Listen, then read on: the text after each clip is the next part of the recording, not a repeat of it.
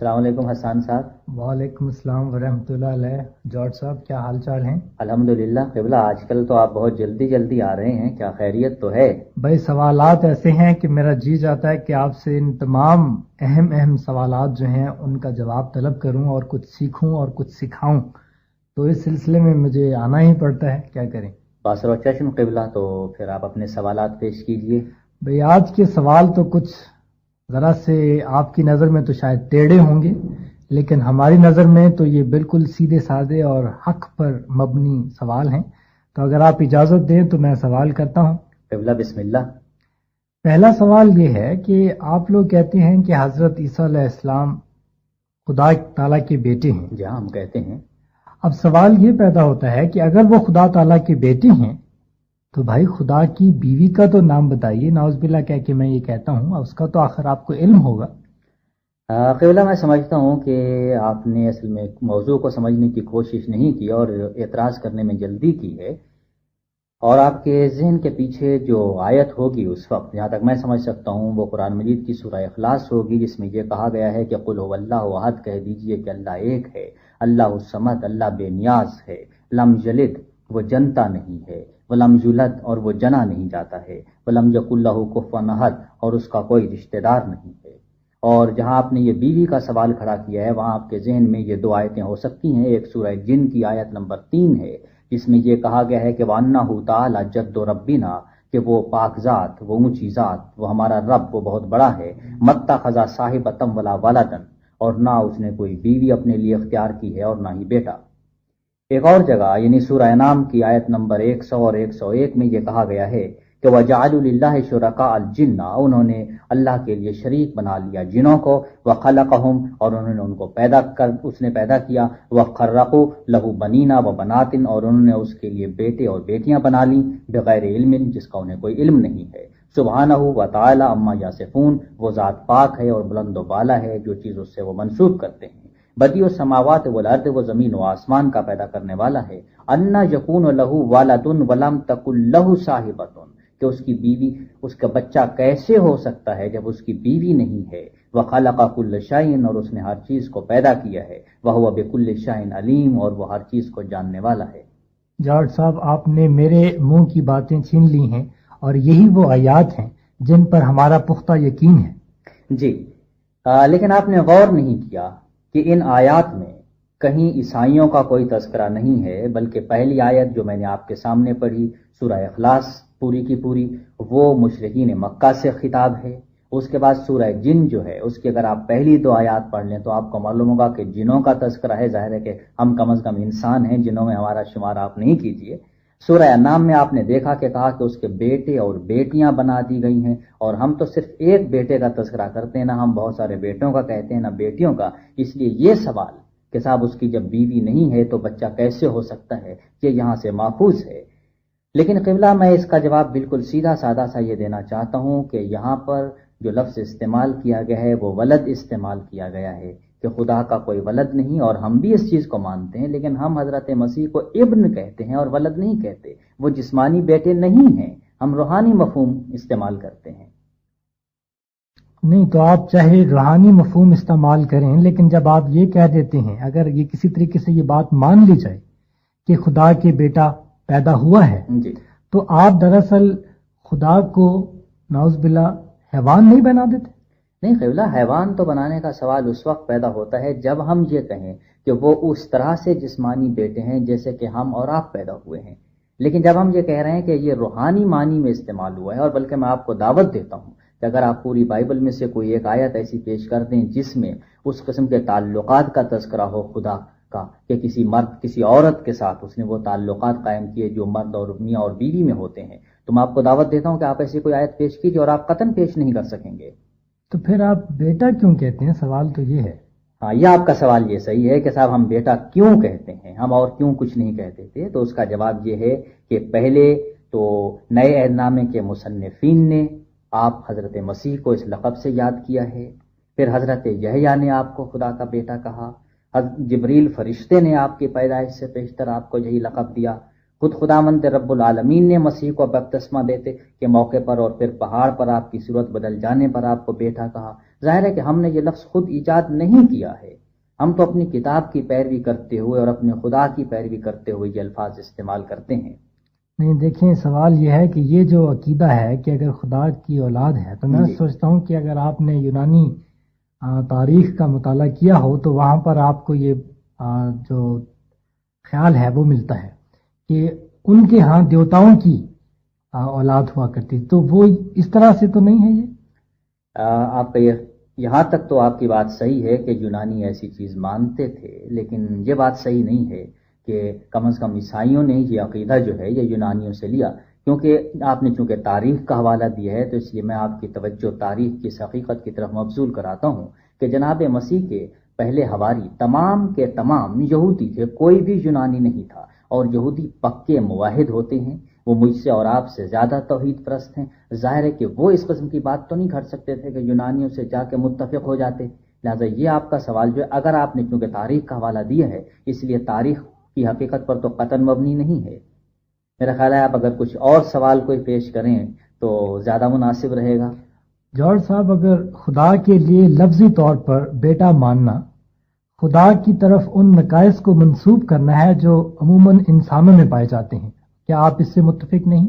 میں آپ سے متفق ہوں، لیکن اس وقت جبکہ ہم بیٹا اس مفہوم میں استعمال کر رہے ہوں جبکہ ہم اپنی اولاد کے لیے استعمال کرتے ہیں۔ میں آپ سے بار بار یہی کہہ رہا ہوں کہ قبلہ ہم اس مفہوم میں قطعاً لفظ بیٹا استعمال نہیں کرتے جس طرح کسی جانور کے بچہ پیدا ہوتا ہے، نہ ہم اس مفہوم میں استعمال کرتے ہیں جو کہ انسانوں کی اولاد کے لیے استعمال ہوتا ہے، بلکہ ہم روحانی معنی میں استعمال کر رہے ہیں۔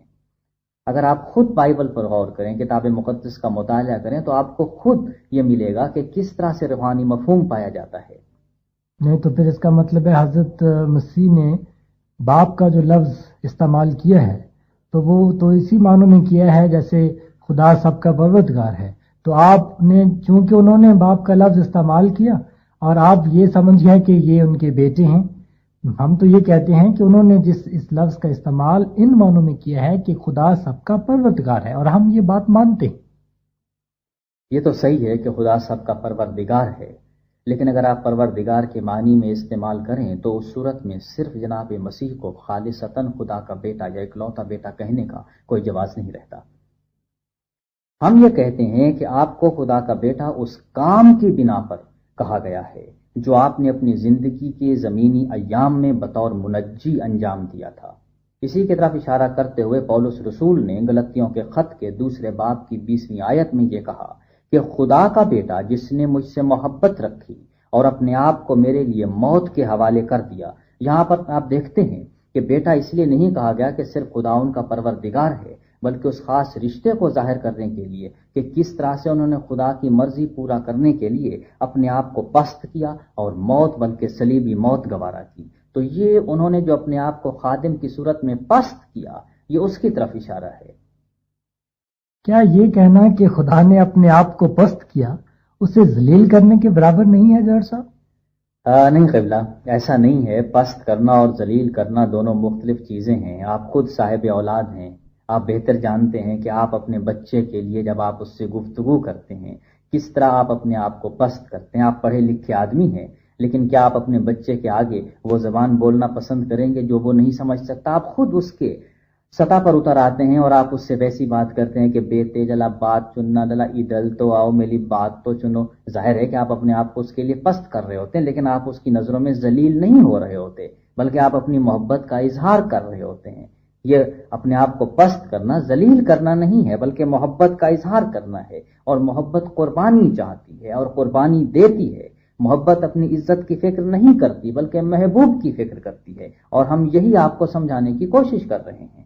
جوہر صاحب، یہ موضوع سے ہٹ کر ذرا بات ہے، لیکن یہ آپ کی بات سے مجھے بات یاد آئی جی۔ اگر یہ قربانی ہی کی بات تھی جی۔ اور اگر یہ محبت ہی کی بات تھی تو جی۔ ایسی قربانی کیوں گوارا کی جو کہ خود لعنتی قربانی ہو؟ بائبل میں اس کا ذکر میں نے کہیں پڑھا تھا کہ اس نے موت گوارا کی، بلکہ صلیبی موت یعنی لعنتی موت گوارا کی۔ تو اس کا آپ کے پاس کیا جواز ہے؟ قبلہ، آپ نے جو سوال کیا ہے وہ حقیقتاً جیسے آپ نے محسوس کیا ہے موضوع سے ہٹ کر ہے، اس لیے میرا خیال یہ ہے کہ پہلی سوال میں آپ سے یہ گزارش کروں گا کہ اگر دوسری دفعہ جب آپ آئیں، آپ اسی صلیبی موت کے بارے میں اگر تیار ہو کے آئیں تو بہت اچھا رہے گا، ہم اسی موضوع پہ گفتگو کر لیں گے۔ لیکن اس سے پہلے میں آپ سے ایک اور گزارش یہ کر دوں کہ جہاں پر آپ نے یہ لعنت کا تذکرہ کیا ہے، کیونکہ اس کا گناہ کے موضوع سے بہت گہرا تعلق ہے اور ہم اس پر اس وقت گفتگو نہیں کر سکتے کیونکہ ہمارے موضوع سے اس کا تعلق نہیں ہے، اس لیے اگر آپ گناہ اور موت اور ان تمام چیزوں پہ تیاری کر کے آئیں تو ہم تبادلہ خیالات کر لیں گے۔ اس لیے اس وقت اگر آپ مجھے معذور رکھیں تو آپ کی نوازش ہوگی۔ میں پھر جارج صاحب آپ سے ایک اور سوال کرتا ہوں۔